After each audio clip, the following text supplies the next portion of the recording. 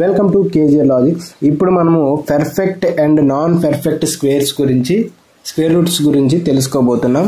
అసలు perfect square root అంటే ఏంటి? రూట్ 36 ఉంది.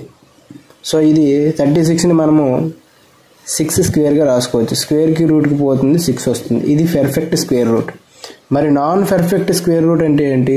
రూట్ 40 ఉంది. సో దీన్ని మనము రాయలేం. సో పాయింట్స్లో దీని వాల్యూ వస్తుంది.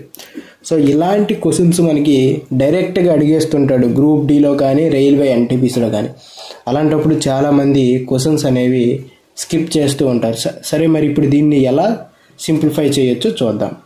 ఇప్పుడు రూట్ 40, ఈ 40కి దగ్గరగా ఉండే పర్ఫెక్ట్ స్క్వేర్ రూట్ ఏంటి?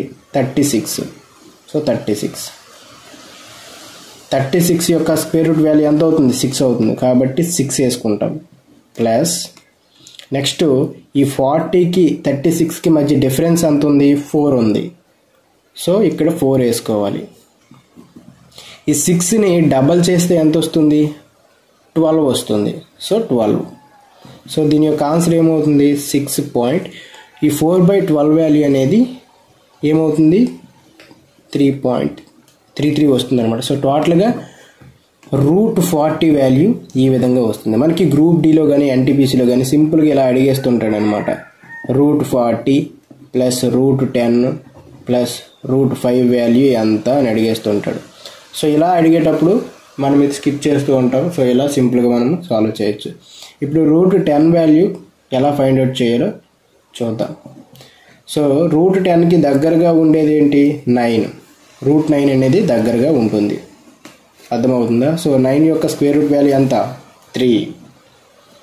ప్లస్ ఇక్కడ 9కి 3కి మధ్య 9కి 10కి మధ్య డిఫరెన్స్ ఎంత ఉంది? 1 ఉంది. సో 1/3ని డబల్ చేస్తే 6 అవుద్ది.